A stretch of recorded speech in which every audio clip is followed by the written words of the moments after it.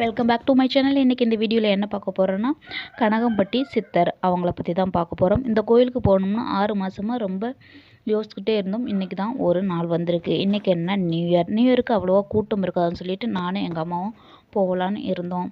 அப்போ கிளம்பும்போது கரெக்டாக 2 மணி. போகிற வழியில் சாப்பாடு தேவைன்னு சொல்லிட்டு நாங்கள் சாப்பாடு கிண்டிக்கிட்டோம். லெமன் சோறு, ஊறுகாய், ஓகேங்களா. அதையும் பேக் பண்ணிக்கிட்டு 4 மணிக்கெலாம் பக்கத்தில் உள்ள பஸ் ஸ்டாப்புக்கு போயிட்டோம். போனால் அங்கே ஒரே எட்டு யாருமே இல்லை. நாங்கள் கிளம்புறது பெருசு இல்லை, போகிறதுக்கு வழியும் தெரியாது. அந்த கோயிலுக்கு என்னென்ன கொண்டு போகணும் எதுவுமே தெரியாது. பிளாங்காக போகும்போது ஆனால் போகிறது எல்லாமே நம்ம எப்போ போகணுன்னு முடிவு எடுத்தோமோ அன்னையில் இருந்தே வீட்டில் நல்ல வைப் கிடச்சிச்சு. அப்போவே நாங்கள் போகணுன்னு உறுதியாக இருந்தோம். கரெக்டாக 1ஆந்தேதி நாங்கள் போயிட்டோம். இங்கே 6 மணிக்கு தான் பஸ்ஸு கிடச்சிச்சு ராமநாதபுரத்துலேருந்து மதுரைக்கு. 6 மணிலேருந்து 8 மணி வரை மதுரையில் போய் கொண்டு விட்டுருச்சு. 8 மணிலேருந்து மாட்டுத்தாவணிலேருந்து ஆரப்பாளையத்துக்கு போனோம். ஆரப்பாளையத்துக்கு போய் அங்கேருந்து பழனி பஸ் ஏறினோம். ஆனால் கரெக்டாக அவங்க கொண்டு போய் விட்டுட்டாங்க. இது மட்டும் இல்லாமல் இங்கே நாங்கள் வாங்குகிற பொருளுக்கெலாம் அவங்க வேறு கடை வேறு இது, அவங்க பரவாயில்ல வச்சுக்கோங்கம்மா அப்படின்லாம் இன்னும் அதிசயம் மாதிரி அது மாதிரி இது வரைக்கும் நான் பார்த்ததில்ல. எல்லாமே போகிறதுக்கு முன்னாடியே நல்லதாக நடந்துச்சு. ரொம்ப ஜாலியாக இருந்துச்சு. ஆனால் அங்கே எப்படி இருக்கும்னு எங்களுக்கு ஒரு பயமாகவும் இருந்துச்சு. அப்போ தான் போய் பார்த்தா அங்கே எதுவுமே இல்லை, எல்லாம் அமைதியாக அவ்வளோ திருவிழா மாதிரி கூட்டம் இருக்குது. ஆனால் அவங்க எதுவுமே சவுண்ட் போடல, எதுவும் பண்ணல. அமைதியாக எல்லாரும் அவங்கவுங்க வேலையை பார்த்துக்கிட்டு இருந்தாங்க. இது கனகம்பட்டி இவங்க வாழ்ந்த வீடு, ஓகேங்களா.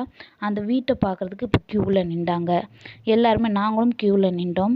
எல்லாருமே ரொம்ப அமைதியாக, அவங்களுக்கு வழி நடத்துறதுக்கு யாருமே இல்லை. இப்போ ஒரு திருவிழானாவே போலீஸ் கூட்டம் எவ்வளோ இருக்கும், இதில் யாருமே இல்லை. அவங்களா அவங்க வேலையை பார்த்துட்டு அமைதியாக அவங்கவுங்க வேலையை பார்த்துட்டு போனாங்க. செம்மையாக இருந்துச்சு, மனசுக்கு திருப்தியாகவும் இருந்துச்சு. சாமிக்கு தேவையான பூ, பழம் அங்கே எலுமிச்சம்பழமும் மாசா அந்த பாட்டில் கேட்டு கொடுத்தாங்க. அந்த பையிலே இருந்துச்சு. நெக்ஸ்ட் பூ தனியாக வாங்கியிருந்தோம். இதில் வீடு கட்டுறவங்க அடுக்கி வச்சுக்கிட்டு இருந்தாங்க கல். அது விழுகாமல் இருந்தால் அவங்க வீடு கட்டுவாங்கன்னு ரொம்ப நம்பிக்கை. ஒருத்தவங்க 2 பேர் அடுக்கலை, ஒரு 100-200 பேருக்கு மேலே நாங்கள் பார்க்கும்போதே அடுக்கிட்டு இருந்தாங்க இந்த கல்லெல்லாம் எடுக்கலை. ஏன்னா இப்போ எங்களுக்கு தேவை மனசில் ஒரு நிம்மதி, அமைதி, அதான் தேவை எங்களுக்கு. அதனால் நாங்கள் சாமி வீட்டை பார்த்துட்டு நேராக சாமியை பார்க்க போயிட்டோம். ரொம்ப அமைதியாக இருந்துச்சு. நீங்கள் வாழ்க்கையில் அடுத்து என்ன பண்ணணும்னே தெரியாமல் ஒரு பிளாங்காக இருக்கிற நேரத்துக்கு இந்த கோயிலுக்கு நீங்கள் போயிட்டு வாங்க. உங்களுக்கு ரொம்ப யூஸ்ஃபுல்லாக இருக்கும். எப்போ போகணும், எத்தனை மணிக்கு போகணுங்கிறதெல்லாம் இந்த வீடியோவில் நான் கொடுக்குறேன். அந்த டைமுக்கு போனீங்கன்னா உங்களுக்கு இன்னும் எல்லாமே கரெக்டாக வர மாதிரி இருக்கும். அந்த டைமிங்லாம் தெரிஞ்சுன்னா பூஜை நடக்கும்போது போனீங்கன்னா இன்னும் உங்களுக்கு ஆசீர்வாதம் பெற்ற மாதிரி இருக்கும். அங்கே வந்தவங்களும் சரி, ஊரில் நாங்கள் கேள்விப்பட்டவங்களும் சரி, எல்லாருமே இந்த கோயிலை பார்த்து ஆகோ ஓஹோ அப்படின்னு தான் சொன்னாங்க. அப்படி எல்லாமே நடக்குமா.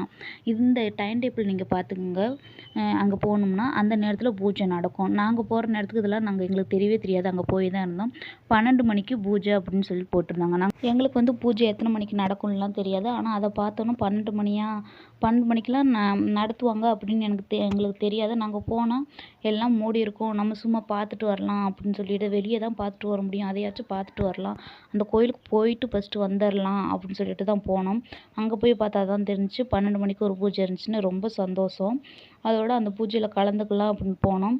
அதில் எல்லாத்தையும் போக போக வெளியே அந்த சாமியை பார்க்க வெளியே அனுப்பிச்சி விட்டுக்கிட்டே இருந்தாங்க. நம்ம அந்த சாமியை இருந்து பூஜையில் கலந்துக்கிற முடியுமா ஒரு யோசனையிலேயே நாங்கள் நியூ இயர் அன்றைக்கின்னு யாரும் வரமாட்டாங்க, கொஞ்சம் ஃப்ரீயாக இருக்கும், நல்லா போயிட்டு வரலாம் அப்படின்னு சொல்லிட்டு தான் நாங்கள் பிளான் பண்ணி போகணுன்னு நினச்சோம். அங்கே பார்த்தா ஊரில் உள்ளவங்க எல்லாருமே அங்கே தான் இருக்காங்க. இதில் சபரிமலை பக்தர்கள் போகிறவங்க வரவங்க எல்லாமே அந்த கோயிலுக்கு தான் வந்திருக்காங்க. சரியான கூட்டம். என்ன ஒன்றுனா அந்த பூஜையில் எங்களாலையும் கலந்துக்கிட்டு முடிஞ்சுது. கரெக்டாக 2 பேர்த்துக்கு முன்னாடி எங்களையும் உட்கார சொல்லிட்டாங்க. பூஜை ஆரம்பிக்க போது எல்லாரும் அமருங்கன்னு சொல்லிட்டு. ரொம்ப சந்தோஷம், வந்ததுக்கு இந்த பூஜையிலையாச்சும் கலந்துக்க முடிஞ்சதே அப்படின்னு சொல்லிட்டு. ஆனால் அந்த பூஜை அவ்வளோ அமைதியாக மனசுக்கு நிறைவாக இருந்தது.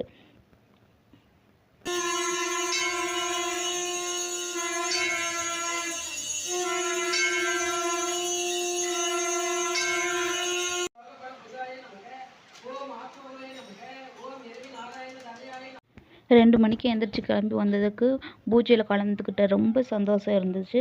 அப்புறம் போய் சாப்பாட்டுக்கு லைன் க்யூவை பார்த்தா இங்கேருந்து 2 கிலோமீட்டருக்கு இருக்குது. அன்றைக்கி ரொம்ப கூட்டம் என்னன்னு தெரில. சரின்னு சொல்லிட்டு சாப்பிட முடியலனாலும் பரவாயில்ல, நம்ம கொண்டு வந்ததை சாப்பிட்டுட்டு போகலான்னு சொல்லிட்டு சாப்பிட்டுட்டு நாங்களும் கிளம்பிட்டோம்.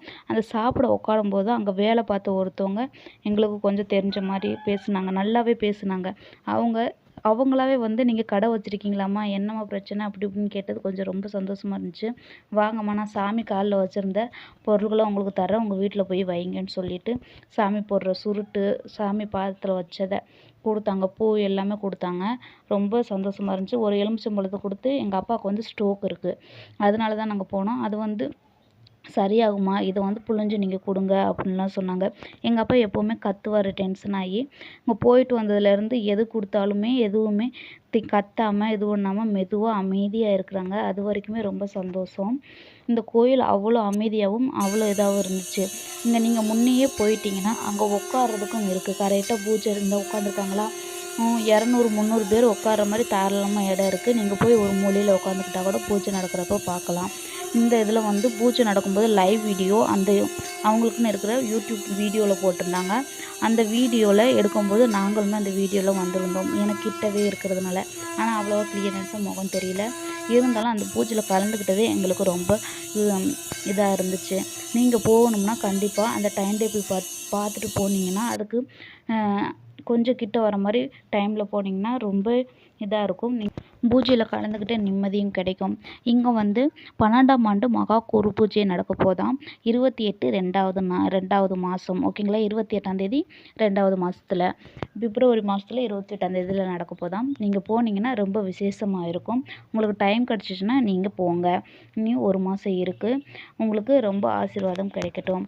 நெக்ஸ்ட்டு வந்து நாங்கள் போகும்போது ஒரு 4 பஸ்ஸு மாறி இருப்போம், சரிங்களா. இங்கேருந்து ராமநாதபுரத்துக்கு ஒரு பஸ்ஸு, ராமநாதபுரத்துலேருந்து மதுரைக்கு ஒரு பஸ்ஸு, மாட்டுத்தாவணிலேருந்து ஆரப்பாளையத்துக்கு ஒரு பஸ்ஸு, பழனிக்கு ஒரு பஸ்ஸு.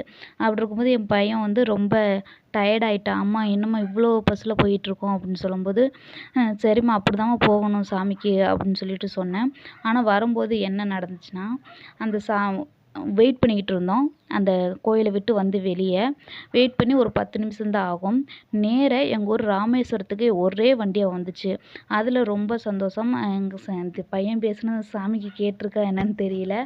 ஆனால் ஒரே பஸ்ஸில் என் பையன் வரும்போது கேட்டான். அப்போது எனக்கே தோணுச்சு, ஆமாம் நீ கேட்டில்லடா, எப்பிட்றா அப்படி வந்துச்சு, சாமி இன்னைக்கு வேணுனவும் கொடுத்துருச்சு போலடா அப்படின்னு சொன்னேன்.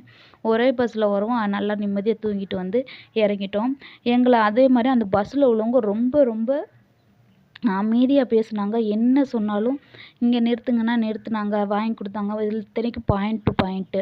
அவங்க வச்சுருந்த கேக்கு, இது மிக்சரு எல்லாமே வீட்டில் கொண்டு போய் கொடுங்கம்மா அப்படின்னு சொல்லிட்டு கொடுத்தாங்க. நான் இது வரைக்கும் போன பஸ்லலாம் வெடுவெடுன்னு விழுவாங்க. இடையிலேயே உத்தரவாசம் விளக்குன்னு சொல்லிட்டு இருக்கோம், அங்கே இறக்கி விடுங்கன்னு சொல்லிட்டா இறக்கி விட மாட்டாங்க சில பேர்லாம்.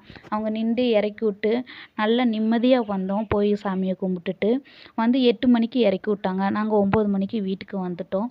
ரொம்ப சந்தோஷமாக இருந்துச்சு. அதுக்கடுத்து வாழ்க்கையில் என்ன பண்ணுறதுனே தெரியாமல் ஒரு வாழ்க்கைன்னு ஒரு எட்ஜில் இருப்பீங்களா, அப்போது இந்த சாமியை யோசித்து பார்த்துட்டு போயிட்டு வாங்க. அது மட்டும் இல்லை, அப்போ தான் போகணும்னே இல்லை, நீங்கள் நார்மலாக போனால் கூட இன்னும் நல்லா இருப்பீங்க. பல நடிகர்லாம் இங்கே வந்துட்டு போயிருக்கிறாங்க. நெக்ஸ்ட்டு வந்து உங்களுக்கு கடன் பிரச்சனை, இந்த பிரச்சனைன்னு இல்லை, எல்லா பிரச்சனையுமே, கல்யாண பிரச்சனை, குழந்த பிரச்சனை எல்லாத்தையுமே இந்த சாமி கேட்பாங்க. அந்த சாமிகிட்ட நான்வெஜ் சாப்பிட்டுட்டு போகக்கூடாது அப்படி இப்படின்னு எந்த ரிஜிஸ்ட்ரேஷனுமே இல்லை. எல்லாத்தையுமே இந்த சாமி ஏற்றுக்குவாங்க. நல்ல அமைதியான இடம், அமைதியான இருக்குது. எவ்வளோ வெயில் அடித்தாலும் அங்கே வெயில் தெரியாது, நல்லா குளு குளுன்னு இருக்குது. நீங்களும் போயிட்டு வாங்க. தேங்க்யூ ஃபார் வாட்சிங்.